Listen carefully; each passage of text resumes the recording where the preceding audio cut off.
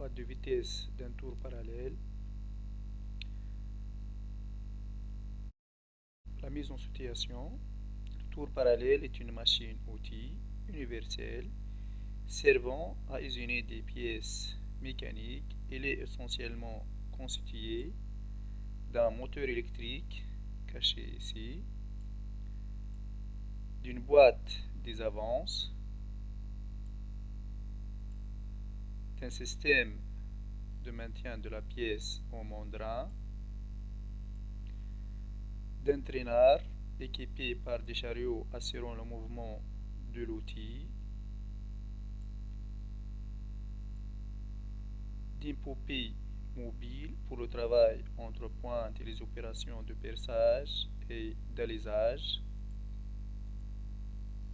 et d'une poupée fixe pour pouvoir usiner des pièces de différents matériaux et de dimensions variées. Ces tours sont équipés d'une boîte de vitesse permettant la rotation du membrane porte-pièces à différentes vitesses. Ceci le dessin de boîte de vitesse. Le travail proposé dans cette activité concerne l'étude cinématique d'un exemple de boîte de vitesse d'un tour parallèle. Ici, on vous donne le dessin d'ensemble d'une boîte de vitesse du tour L1 180. Ici, le dessin, on voit bien que la transmission de mouvement de moteur à la poulie 24 est assurée par trois courroies trapézoïdales et la transmission de la poulie 24 à la broche est assurée par une boîte de vitesse. Ici, on va le voir ainsi de suite pour faire cette étude. Travail demandé. À partir de la boîte de vitesse du tour et de son dessin d'ensemble partiel, complétez le tableau suivant en indiquant les solutions technologiques assurant les fonctions suivantes. La première fonction, c'est guider en rotation l'arbre 1 par rapport à 28. Ici, l'arbre 1 est guidé par rapport au carter 28 par roulement à aiguille repère 33. Ici, deux roulements 33. Guidé en translation, le baladeur 3 par rapport à 1, c'est par les cannelures sur l'arbre 1. Ici, les cannelures au niveau de l'arbre 1.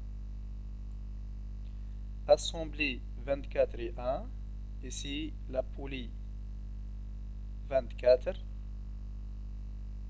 est mise en position par émanchement conique plus clavette parallèle 32 est maintenue en position à l'aide de rondelle 34 et l'écrou 35. Assembler 27 et 1. Assembler 27 et 1, c'est obtenu par la vis H.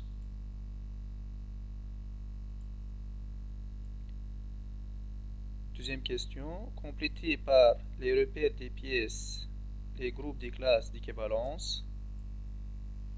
Ici, le bloc A, qui consiste à la partie fixe, c'est 28, puis 10, 20, 23, 29, 30 et 31. Le bloc B, qui représente l'arbre 1, il est constitué de la poulie 24, clavette 32, rondelle 34 écrou 35 et la pièce 27. Le groupe C représente le baladeur 2 et 3. Et enfin le groupe D qui représente l'arbre 7 ainsi que les roues dentées 4, 5 et 6. Complétez le graphe reliant les différentes classes d'équivalence et indiquez le nom de liaison.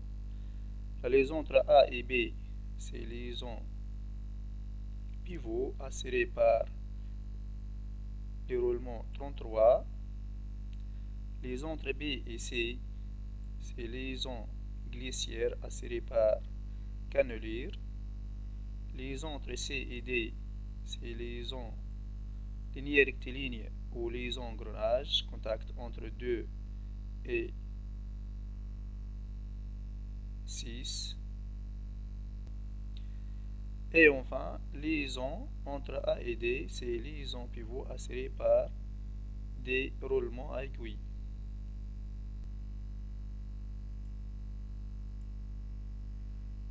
Schéma cinématique. On va compléter le schéma cinématique.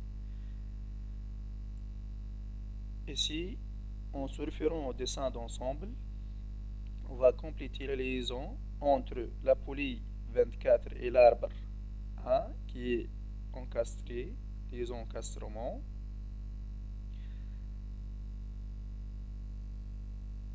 Ici, les roues dentées sont encastrées sur l'arbre 7.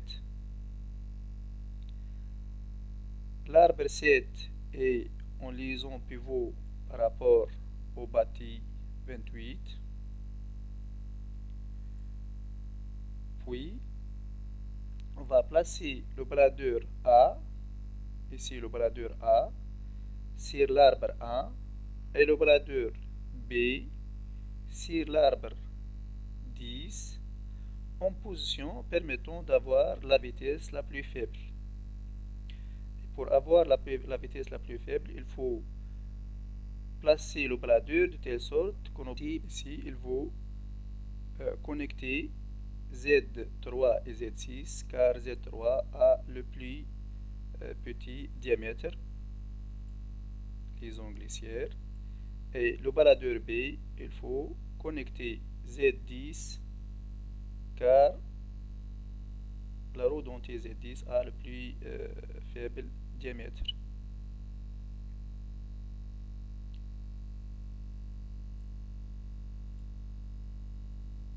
Lancer sur micro-ordinateur le fichier boîte de vitesse, déplacer le levier de commande des baladeurs et déduire le nombre de vitesses possibles vitesses. Ici, on va voir l'animation.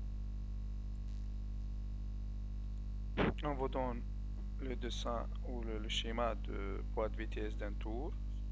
Ici, le dessin d'ensemble. Ici, l'arbre d'entrée. Ici, la broche. Ici, représente la boîte de vitesse. Ici, le baladeur bleu et le baladeur vert. Changer de position pour avoir des différentes vitesses.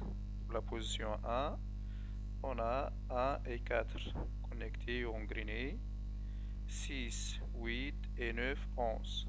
Pour une deuxième position, position 2, on va changer la position de baladeur vert qui sera 7, 9 et 9, 11. Position 3. 7, 9, 10, 12. Et position 4, on va changer la position de baladeur bleu qui va nous donner 2, 5, 6, 8. Ainsi de suite jusqu'à où on obtient 9 positions, c'est-à-dire 9 vitesses. Pour cette position, 9e vitesse, on obtient la vitesse la plus faible car les roues connectées sont les roues connectées du baladeur à l'entrée sont des plus petits diamètres. Ici 3 et 6 ou 10 et 12. Retour. On peut le voir ici sur le schéma. Position 1, position 2, position 3, jusqu'à la position 9, qui va nous donner la vitesse la plus faible.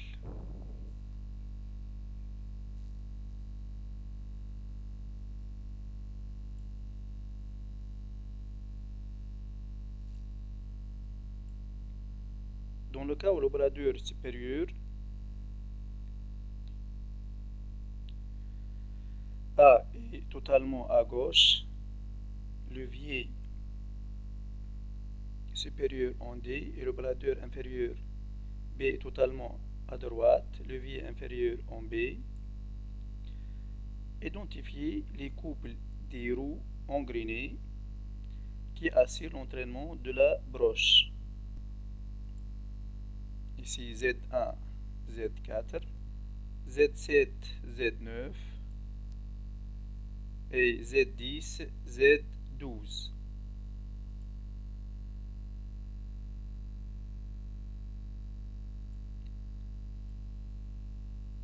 Calculer la vitesse de rotation de la broche. On donne vitesse de rotation du moteur en charge, rapport de transmission par poulie-courroie, R1 égale 0,475, et nombre de dents des roues. Ici, le cheminement de mouvement. On a le rapport global égal R1 fois R2. Ici, R1 c'est le rapport de poulie-courroie et R2 rapport de boîte de vitesse qui est égal à NB, nombre de vitesse de la broche, sur N moteur, nombre de rotation de poulie motrice, avec R2 égale Z1 sur Z4 fois Z7 sur Z9 fois Z10 sur Z12. Par l'application numérique, égale 32 sur 24 fois 14 sur 42 fois 19 sur 57 qui est égal, après simplification, 4 sur 27. D'où on peut trouver NB égale R1 fois R2 fois N moteur qui est égal à 0,475 fois 4 sur 27 fois N moteur qui égale 1435. On obtient NB égale à 100,98 tours par minute. Merci pour votre attention.